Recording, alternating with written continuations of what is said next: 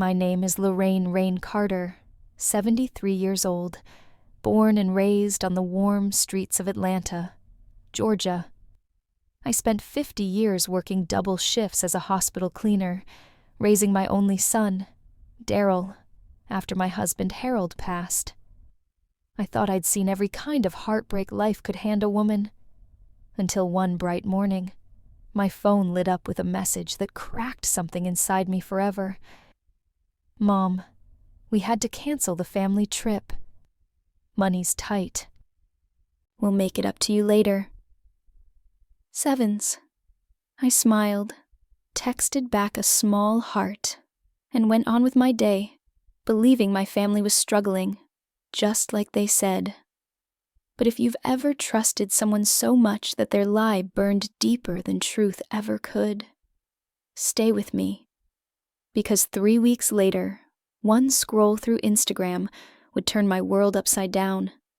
Sequined dresses, champagne glasses, and my son laughing under the neon lights of Las Vegas, without me. This isn't just a story about betrayal. It's a story about what happens when a mother finally says no. If you've ever given too much, or loved until it hurt, keep listening. This one might save you, the way it saved me.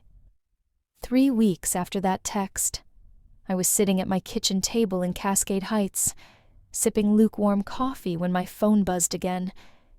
Instagram notification. I don't even use that app much. I only joined to see pictures of my grandkids, Malik and Aaliyah.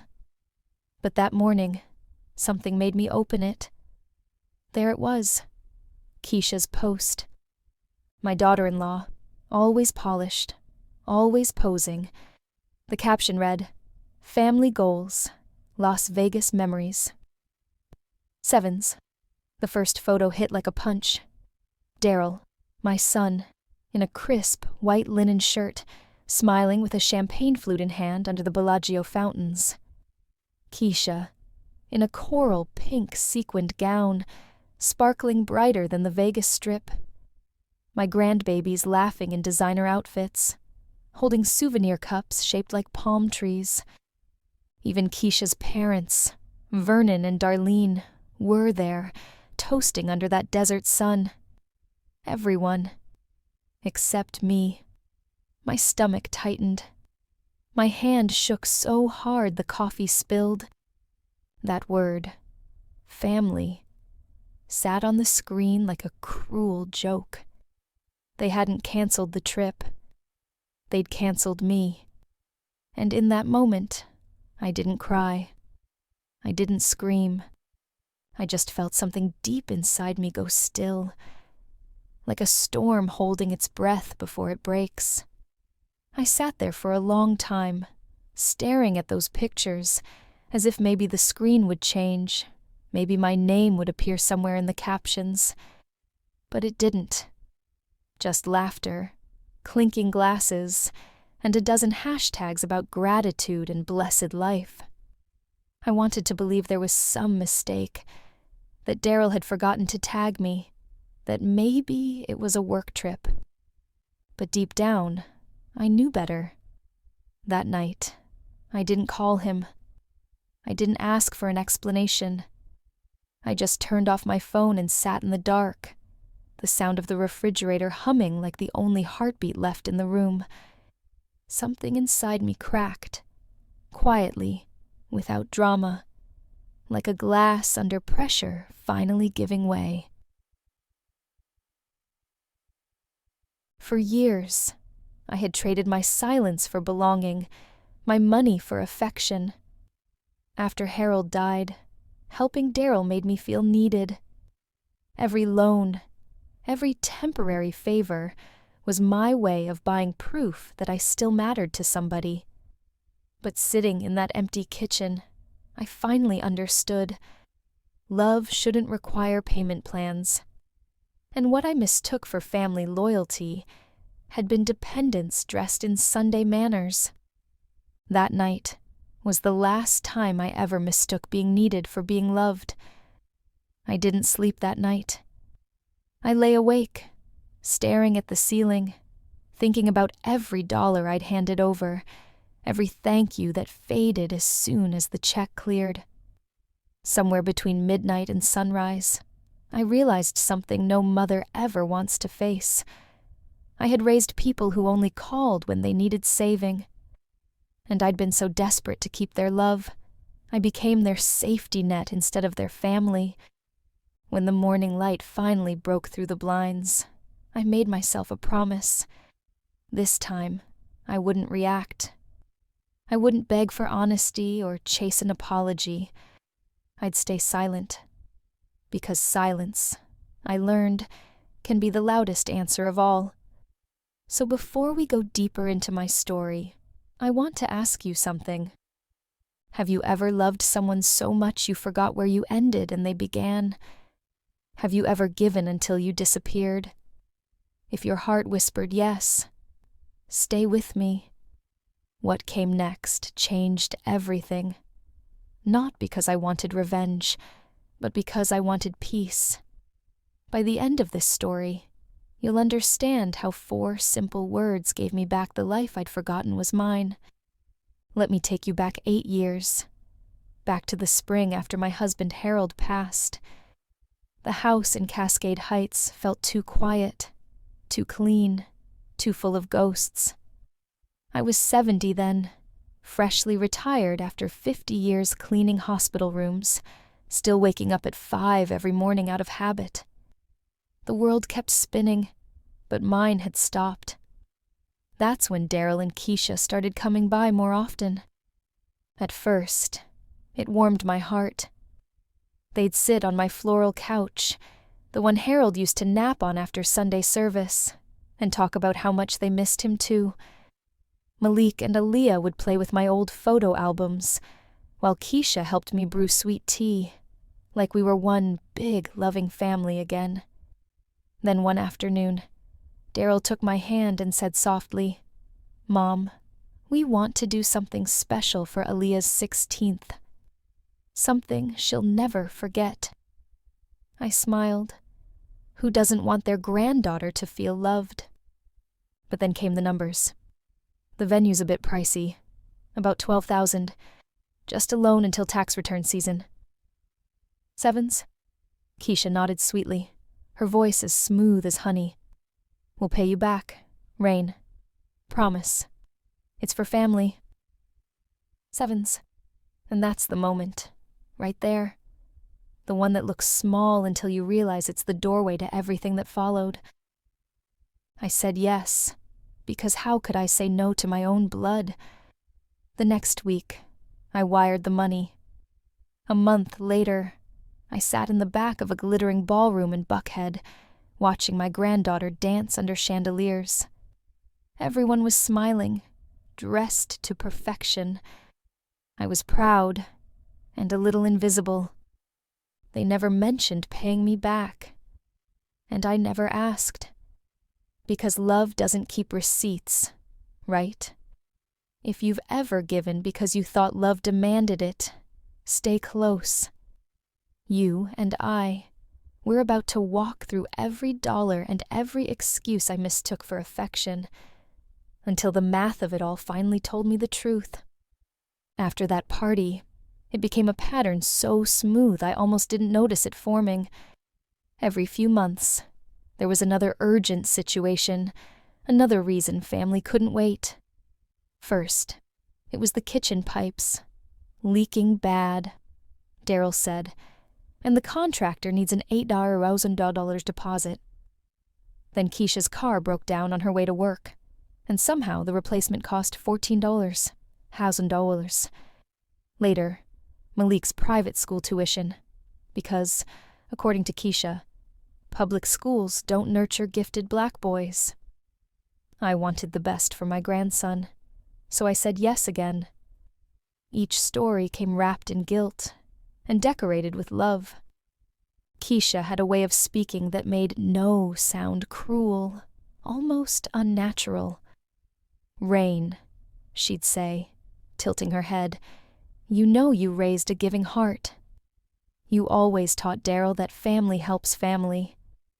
And that was the hook. She knew I couldn't argue with my own lessons. The numbers blurred together. $64, $800 over 8 years. But what hurt more than the balance sheet was how predictable the rhythm became. They'd visit with hugs, eat my peach cobbler, laugh about old times, then slide into the ask. Each visit ended with a promise, and each promise ended with silence. There were hints I didn't want to see. The new SUV shining in their driveway when Daryl said he was between jobs. The Bahamas photos Keisha posted 2 weeks after claiming their roof repairs drained the budget. I told myself maybe they got a deal, maybe a friend helped. It's amazing how far we'll go to protect the image of the people we love.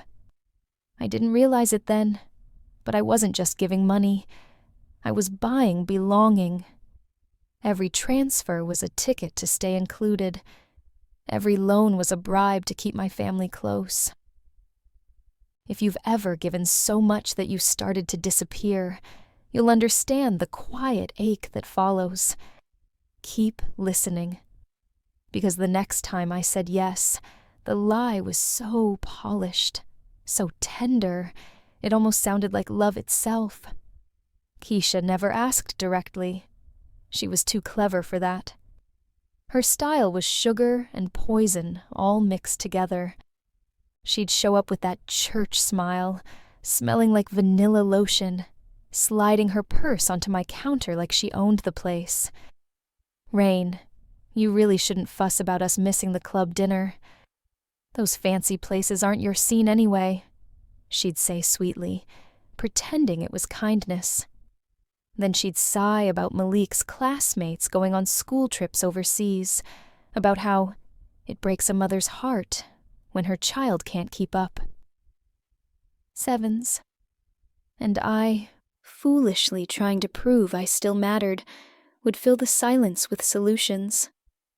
"I can help with that," I'd say, already reaching for my checkbook. That was her real talent, never needing to ask, because she knew I'd volunteer. Little by little, I became the invisible line item in their budget. The mom fund. I'd watch Keisha's manicured nails tap her new iPhone while she complained about bills, or see the shimmer of a Tory Burch bag when she hugged me goodbye. My brain whispered questions, but my heart hushed them quick. There was one afternoon I'll never forget. I stopped by their house unannounced and found a brand new Cadillac Escalade in the driveway. Shiny rims, fresh plates. When I asked about it, Daryl chuckled nervously. "Just a friend's car, Mom." 2 months later, I saw Keisha posting pictures behind the wheel with the caption, "New Beginnings." That post gathered more likes than I could count. I sat in my living room that night with the lights off, wondering when love had become a transaction slip. Still, I couldn't let myself believe it. Because if I admitted the truth, that my son and his wife were using me, I'd have to face an even harder truth. I was letting them. If this sounds familiar, if you've ever silenced your instincts for the sake of keeping peace, stay close. The wake-up call came soon, and it shattered the illusion I'd built dollar by dollar. It was Ms. Pearl, my neighbor from across the hall, who finally called it what it was. She was 68, sharp as a blade, the kind of woman who saw through smiles and half-truths. One Sunday afternoon, she came over with pound cake, and that look that meant she wasn't here just to gossip.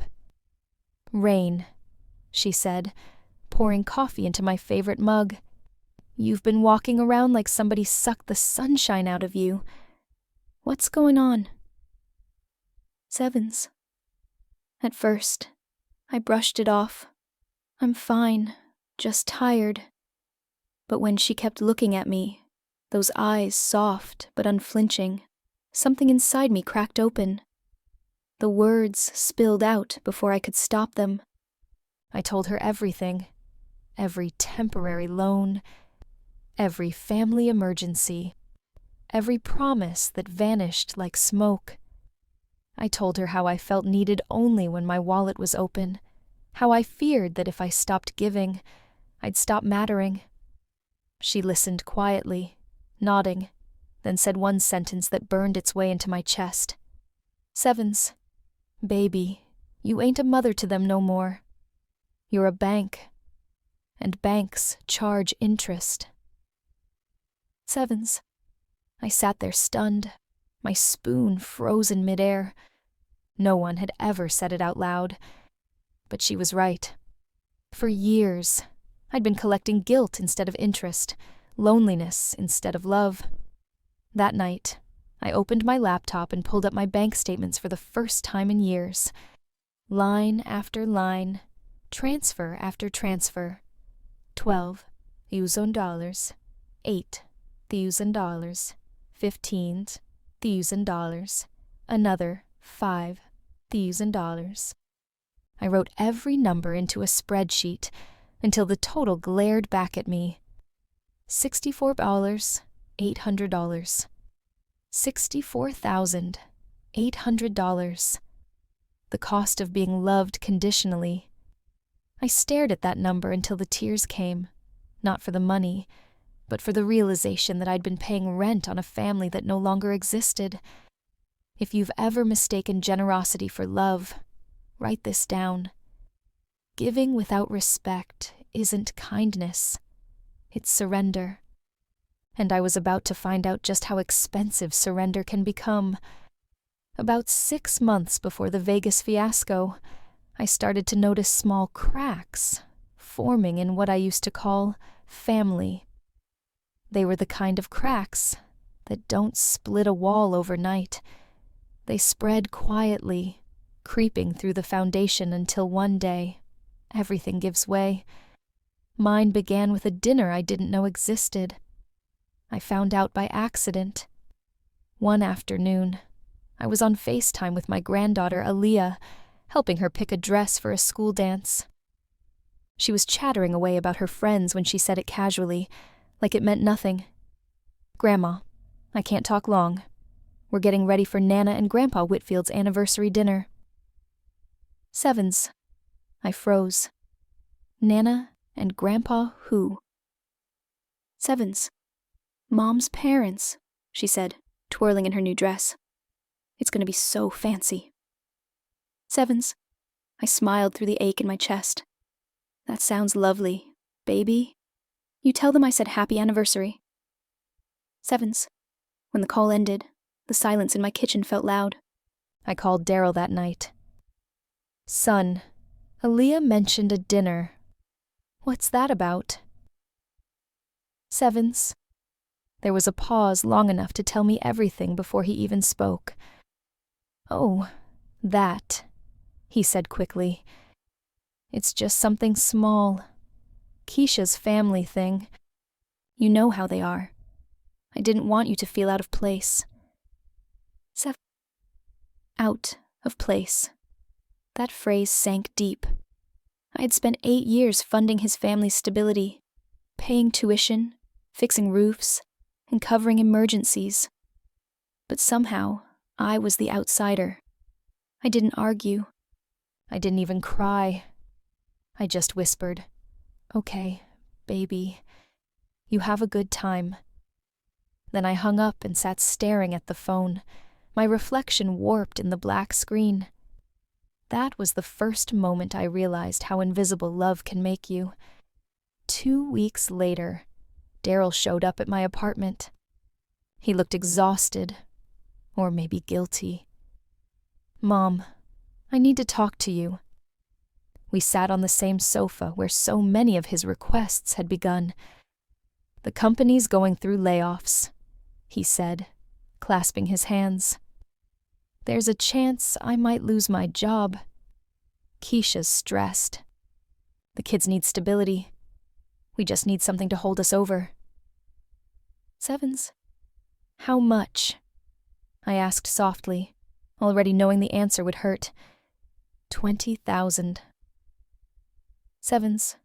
20,000. He saw my hesitation and leaned in, voice trembling just right. You're all I have, Mom. You've always been my rock.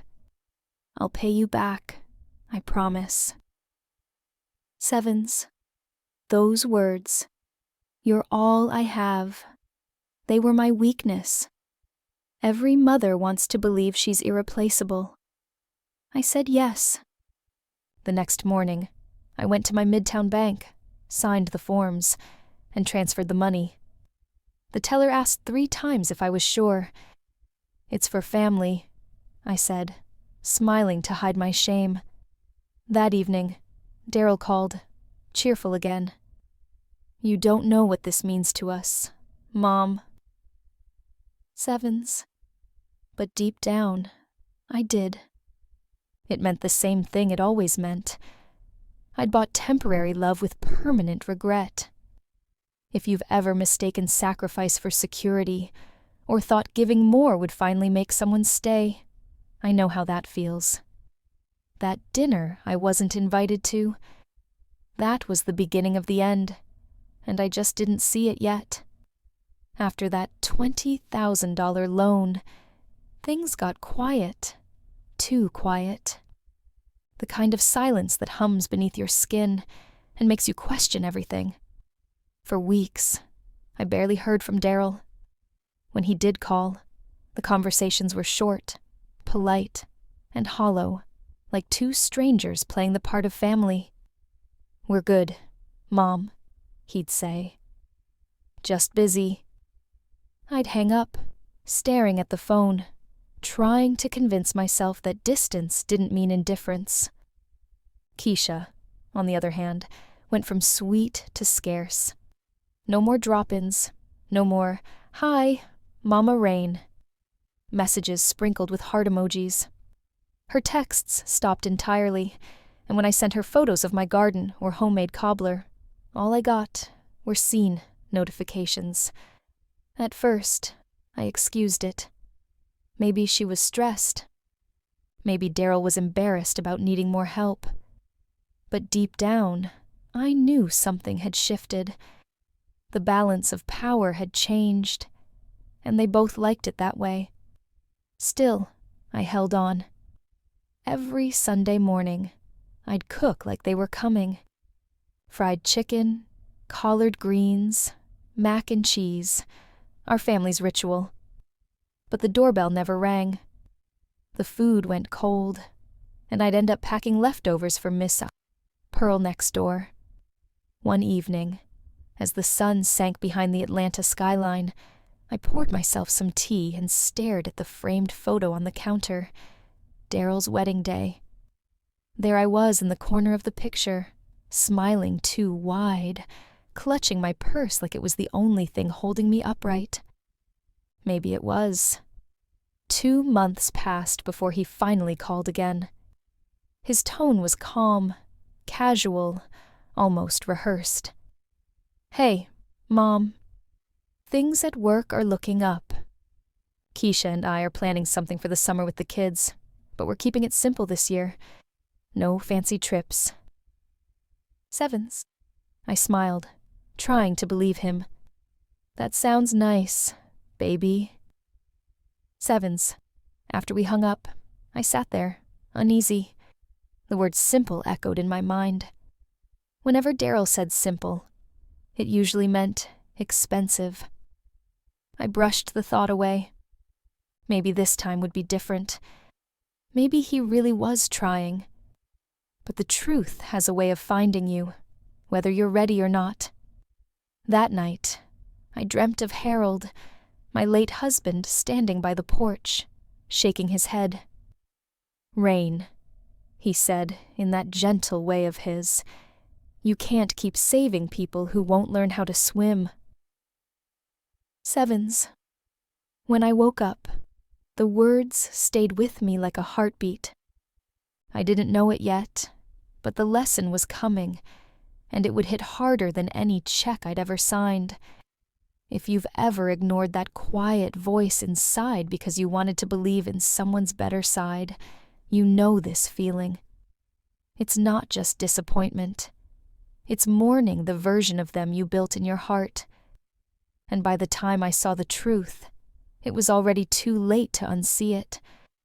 That summer came heavy and bright, the kind of Atlanta heat that made the air shimmer like glass.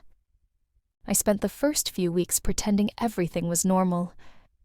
I cleaned closets that didn't need cleaning, baked cobblers no one came to eat, and told myself Daryl was just busy being a father. But deep down, I felt the shift, the kind of quiet that means something's being hidden. Then one Saturday afternoon, my phone buzzed. Daryl. I felt a small bloom of relief. Maybe he was checking in. Maybe things were finally turning around. "Hey, Mom," he said, his tone calm, too calm. "We had to cancel the family trip this year. Finances are tight. You know how it is. We'll just stay home and keep it simple." Sevens. I blinked. Trip? What trip? Sevens. "Oh, it was supposed to be a surprise," he said quickly. "Keisha wanted to take everyone on a little vacation. But it's better to wait. No sense going into debt, right?" Sevens. There it was, the practiced rhythm of a lie. I'd heard it so many times I could recognize it by the pauses between words. Still, I played along. "I understand, baby," I said softly. "You've got to be careful these days." Sevens. When the call ended, I stared at my phone, the way a person stares at a locked door, knowing something important is on the other side. My instincts were screaming, but my heart was still bargaining. 3 weeks later, I found the truth. It was a Thursday evening, the air thick with humidity. I was making vegetable soup when my phone buzzed again. Instagram notification. Keisha Whitfield Carter posted a new photo. Normally, I wouldn't have looked, but something made me tap that screen. Maybe it was intuition.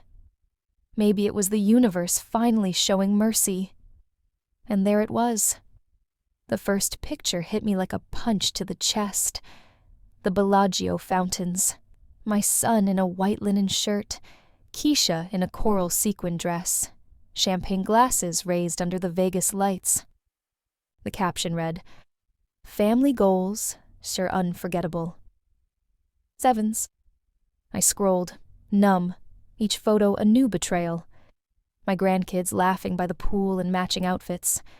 Keisha's parents, Vernon and Darlene, grinning with expensive cocktails in hand. Everyone together, except me. I tried to breathe, but the air caught in my throat. They hadn't canceled the trip. They'd canceled me.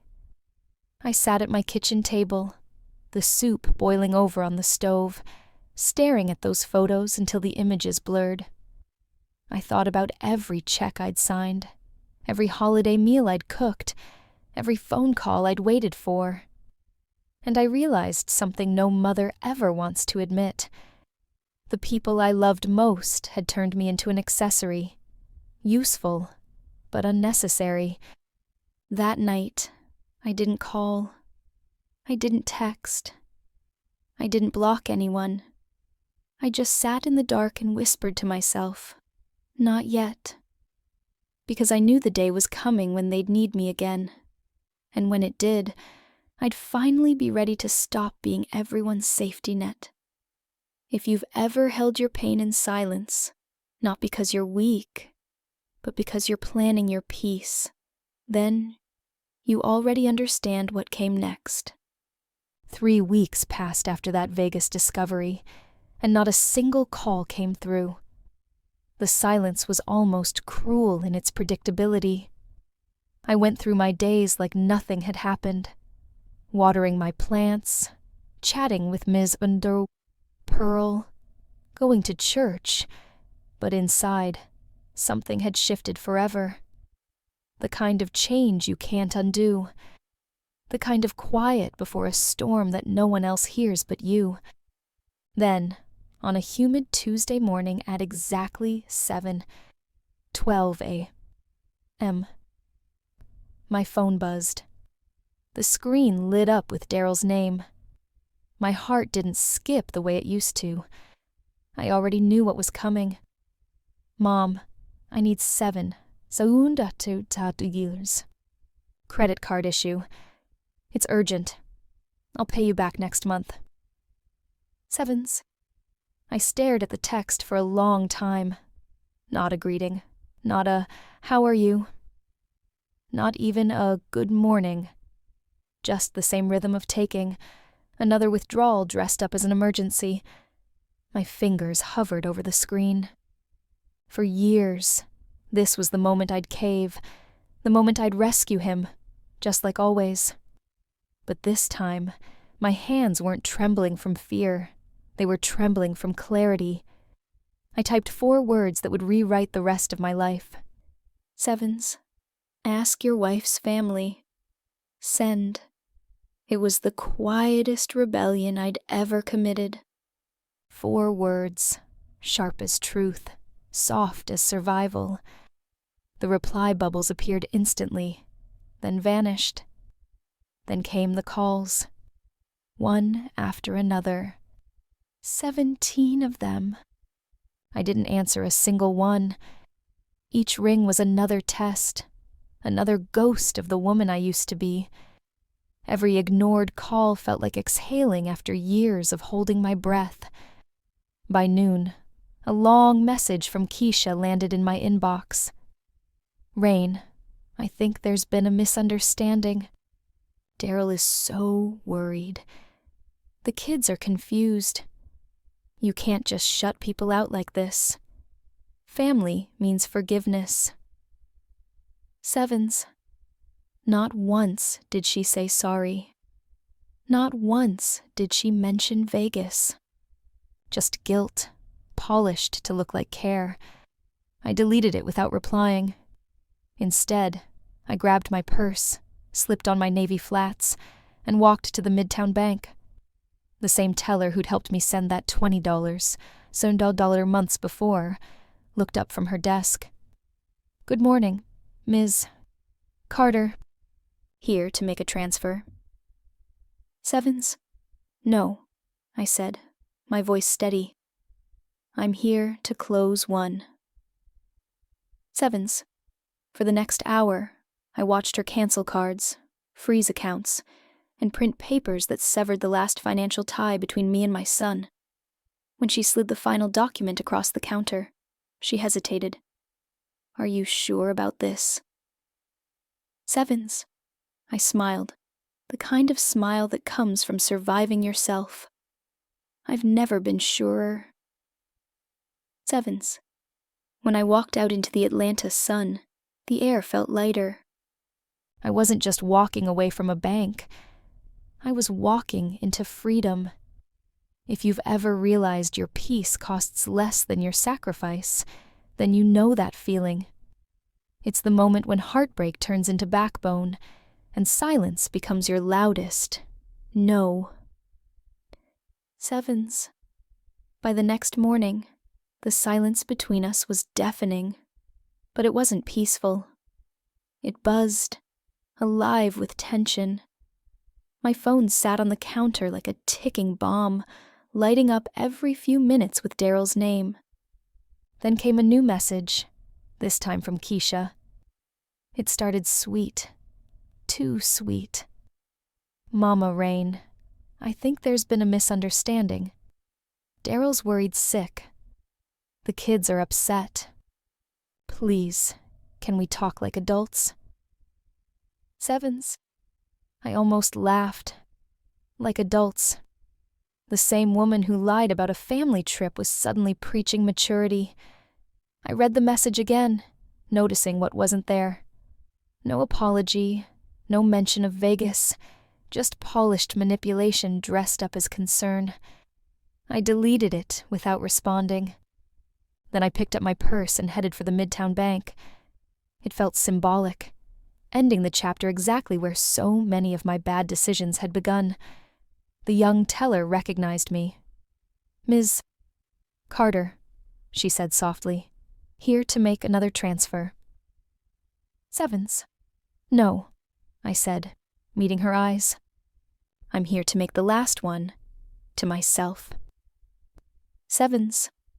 For nearly 2 hours, we went through every detail. Joint account closed, debit cards canceled, automatic transfers stopped, online access revoked. With every signature, I felt lighter. The teller hesitated before handing me the final papers. "You're sure about this?" "Sevens." I nodded. "I'm finally sure about something." Sevens. Walking out of that bank, I didn't feel guilty. I didn't feel afraid. What I felt was clean, like washing years of sticky obligation off my skin. That evening, I made dinner for one. I took out my best china, the plates I used to save for special occasions, and poured myself a glass of sweet tea.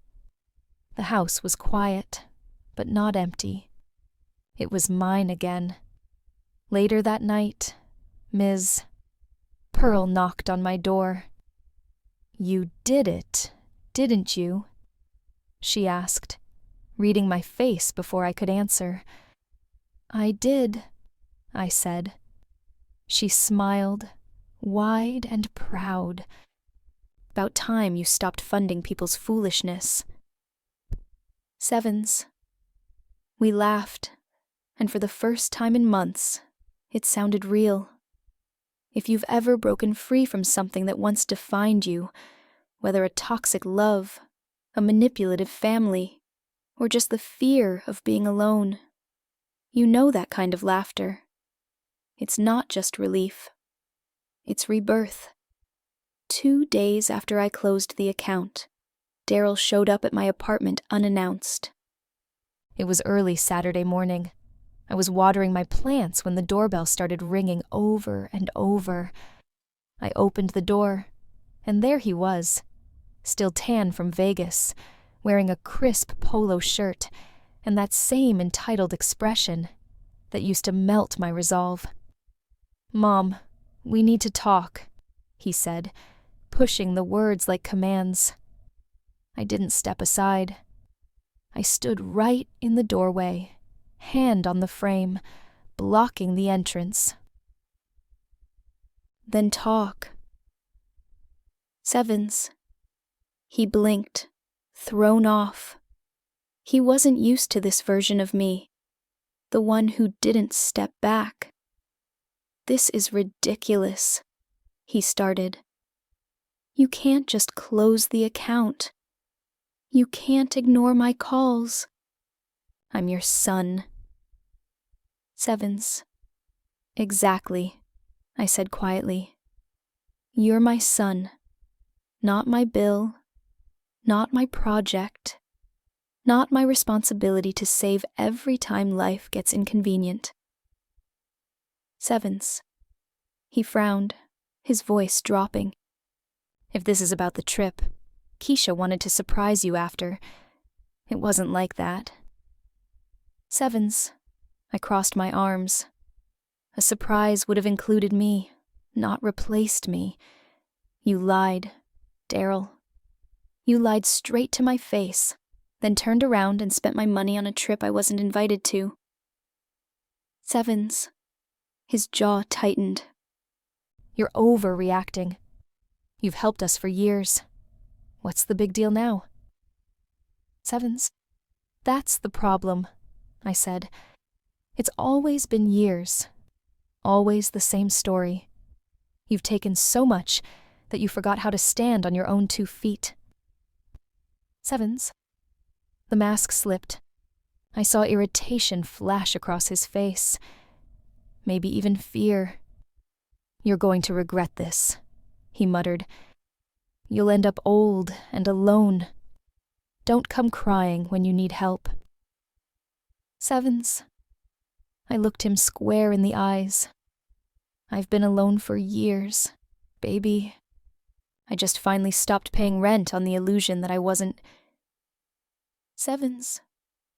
He stared at me for a long second, like he was trying to find the old version of me, the one who would cave at the word Mom. But she was gone.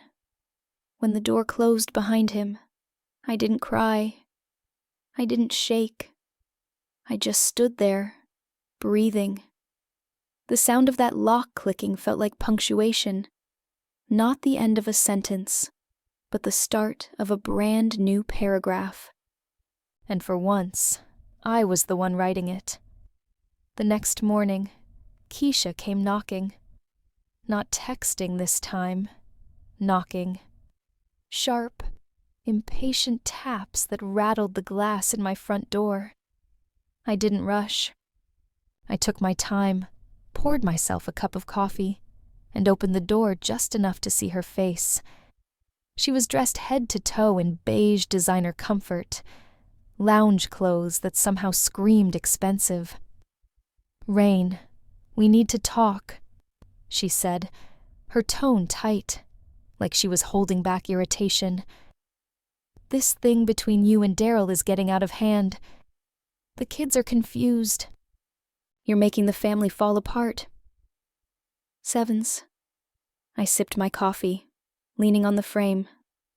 Keisha, the family didn't fall apart because of me. It fell apart the moment lies became easier than honesty. Sevens. She blinked fast, her polished smile cracking a little.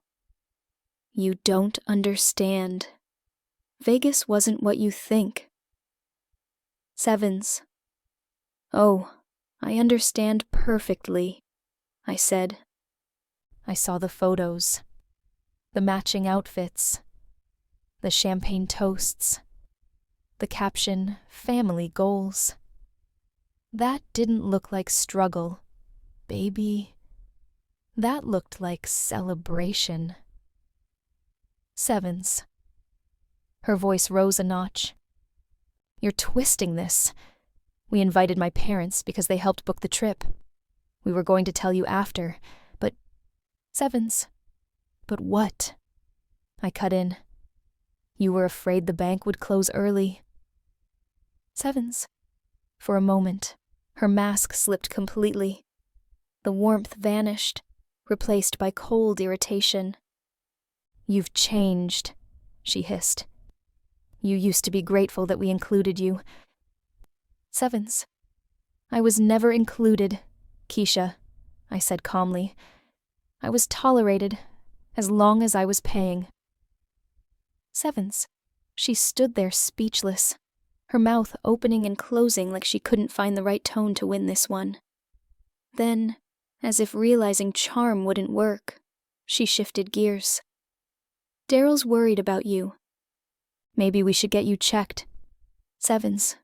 "Don't," I warned, my voice steady.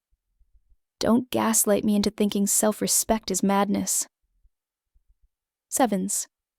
The silence that followed was thick and electric. Finally, she turned on her heel and walked away, heels clicking like punctuation marks of defeat. When the door shut, I didn't feel victorious. I felt free.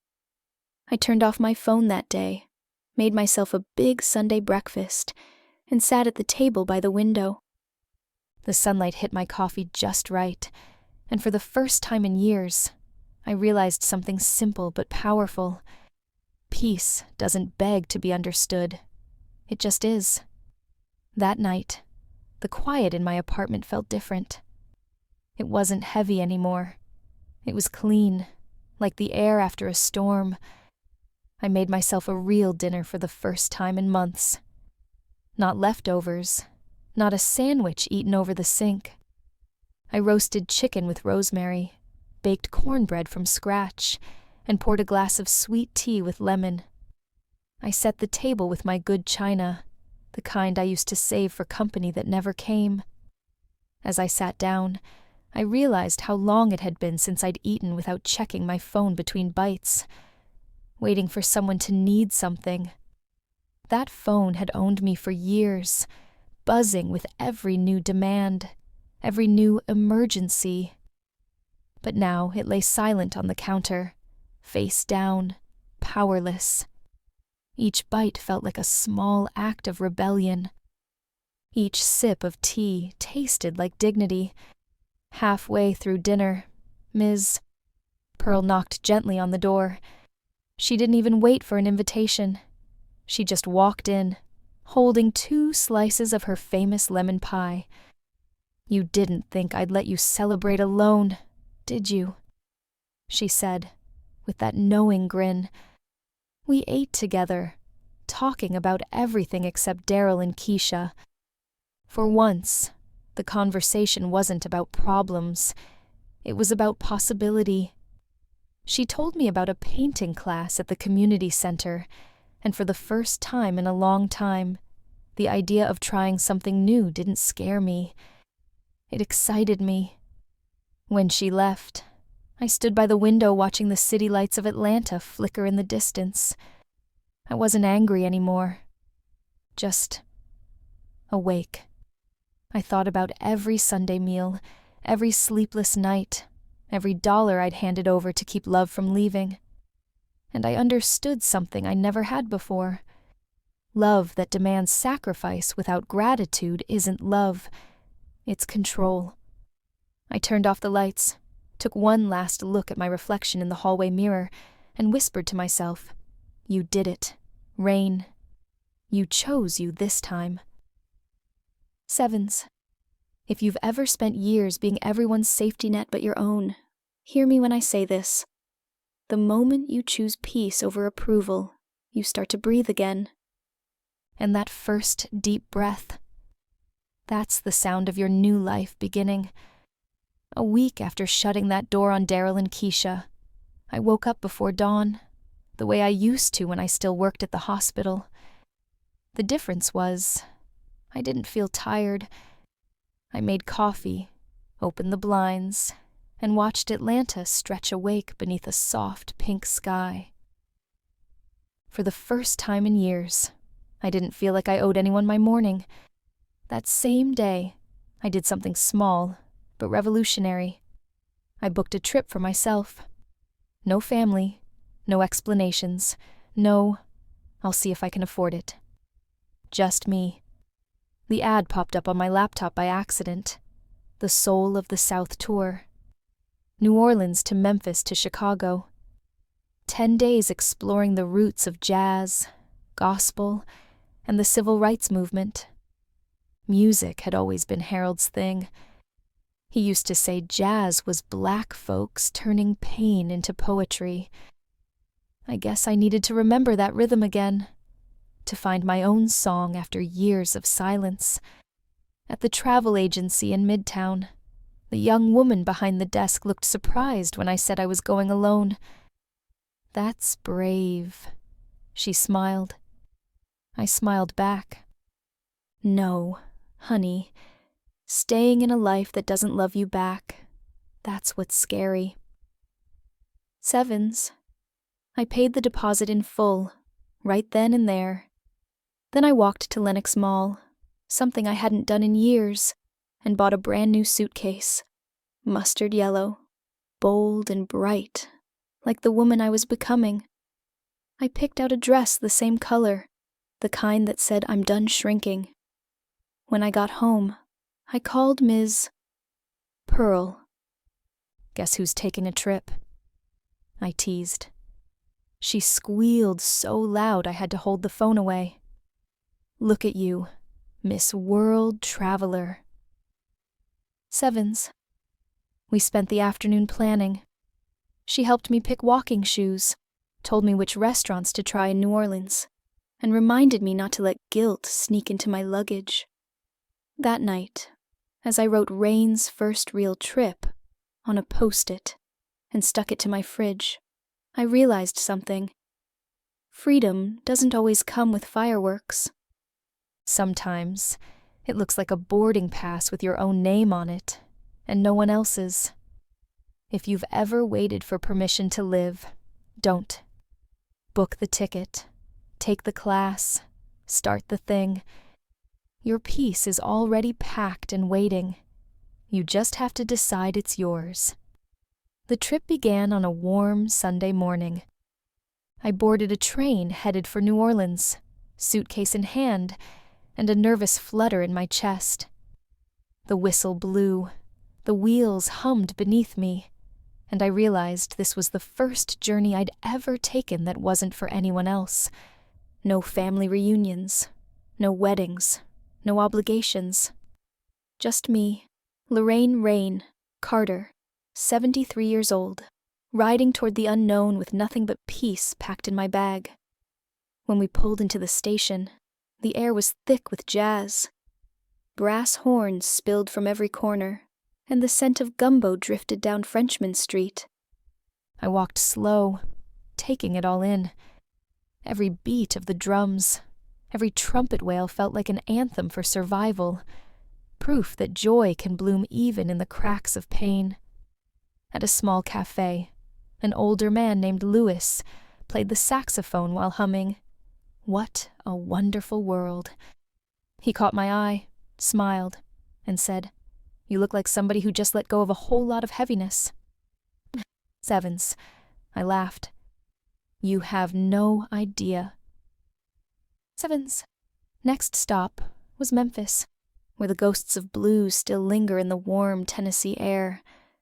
I stood in front of Sun's studio, where legends once recorded, and thought about Harold, how he used to hum while fixing the sink, saying music was medicine.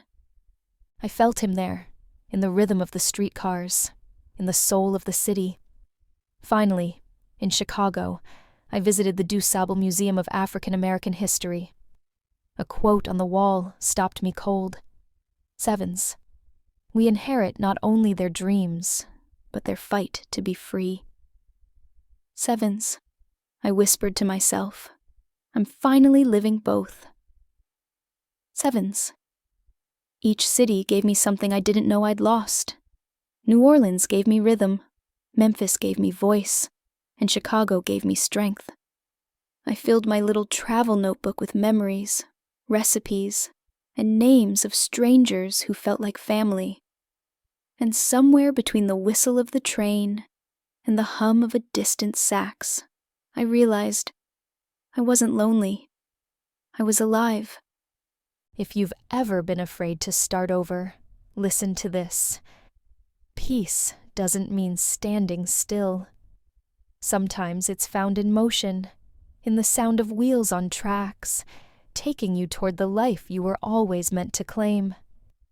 It was on the 5th day of my trip, somewhere between Memphis and Chicago, when my phone finally buzzed again. I almost didn't check it. But curiosity won, and there on the screen was a message from Malik, my oldest grandson.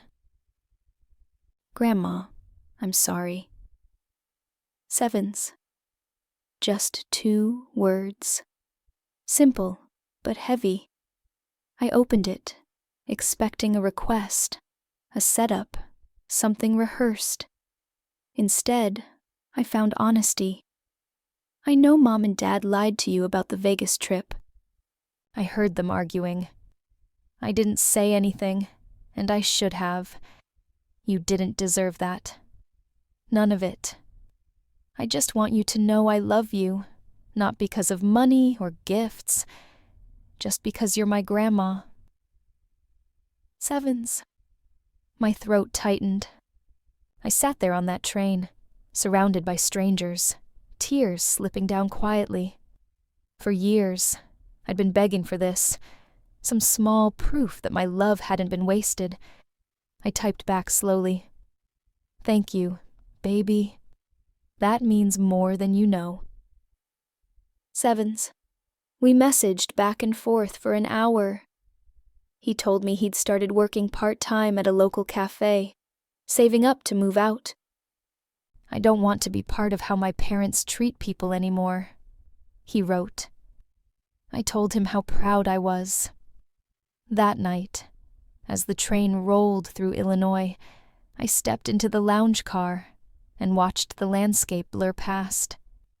The sunset painted the sky orange and gold, and I felt something I hadn't felt in years, hope that the cycle could be broken. Maybe not with Daryl and Keisha, but with Malik. The next day, as I walked along the Chicago River, I saw families laughing, kids playing in the spray of fountains. I thought about my own family, not the one built on guilt and money, but the one built on truth and respect, even if it was just beginning with one grandson. Sometimes redemption doesn't come through grand apologies or big gestures. Sometimes it starts with a text that says, "I'm sorry." Sevens. If you've ever wondered whether healing can grow out of hurt, it can, but it doesn't always come from where you expect. Sometimes it's the next generation who decides the story ends differently, and that's enough to start believing in love again. On the 9th night of my journey, I sat in my Chicago hotel room, suitcase half packed, when I finally turned my phone on fully. I hadn't checked my messages in days. I'd been too busy living. The screen lit up with over 50 unread notifications. Most were from numbers I didn't recognize, but the names at the top made my stomach twist. Keisha. Daryl. Her message came first, long and dramatic. Sevens. Rain, I can't believe you're doing this to your family. We're drowning over here. The kids are suffering because of your pride. You should have never closed that account. You're punishing us. Sevens. Not one sentence said sorry. Not one word took responsibility. I deleted it. Then came Daryl's voice message, shaky, angry, desperate. "Mom, this is getting out of hand. We had to sell Keisha's car. Bills are piling up. You're just sitting there enjoying your little vacation while your family struggles. I hope you're proud." Sevens. I pressed delete before he could finish. For the first time, guilt didn't even try to whisper. I'd carried their chaos long enough. But then a different name appeared. Vernon Whitfield, Keisha's father. My heart skipped. I opened his email. "Dear Mrs. Carter, I just learned what happened with the Vegas trip. I was told you knew, but it seems you didn't. Had I known, I would never have joined. What they did was wrong, and I'm deeply sorry. My wife and I have spoken to Keisha about respect and values. Please know we won't accept anything that came from your generosity again." Sevens. I read that message 3 times. Funny how decency sometimes comes from the most unexpected places. At the very bottom of my inbox sat one more message, this one from Daryl. Short, no excuses this time. "Mom, I'm mailing you a check. It's not everything, but it's a start." Sevens. 2 days later, when I returned home to Atlanta, a small envelope waited in my mailbox. Inside was a check for $5,000 and a note that simply said, "First payment." Sevens. I held it in my hands and felt nothing bitter, nothing triumphant, just quiet clarity. I didn't need the money. I needed accountability. And maybe, finally, he was learning it. If you've ever been repaid in truth instead of dollars, you know that kind of healing. It doesn't erase the past, but it reminds you that growth, even from betrayal, is still possible. When my plane touched down back in Atlanta, the air felt softer, like even the city was giving me a second chance. I stepped out of the airport with my yellow suitcase rolling behind me, sun warm on my face, and there, right by the exit, stood Miss Pearl, waving both arms like I'd just come home from war. "Look at you," she hollered, pulling me into a hug before I could even catch my breath. "You look 10 years younger, Rain," Italy, Paris. Sevens, Chicago, I laughed. And my peace of mind. Sevens, back at my apartment. The world felt brand new. My plants had bloomed while I was gone, as if they'd been waiting for me to catch up. On the kitchen table sat a brown envelope, no return address. Inside was the $5, $200 check from Daryl, and a short letter. Sevens. Mom, I'm sorry. I'm trying to make it right. One payment at a time. Sevens. I folded it carefully, slid it into the drawer. Not as proof, but as closure. I didn't know yet if I'd cash it, and that was the beauty of it. For once, the choice was mine. That night, Ms. Pearl brought over fried catfish and sweet tea. We ate, laughed, and for the first time in years, my home felt full without needing anyone's apology to make it that way. If you've ever come back from a storm to find yourself standing taller, you know this feeling. It's not victory. It's peace, quiet and steady, waiting for you on the other side of courage. A week after I got back, Daryl called. I almost didn't answer, but something told me to pick up. His voice was softer this time. No arrogance, no demands. Just a man learning how to speak without entitlement. Mom, he said quietly, I know I messed up. I'm not asking for things to go back to how they were. I just want to talk. Sevens. So we did. We met at a small cafe downtown. Neutral ground. No history in the walls. He looked tired, older than his years.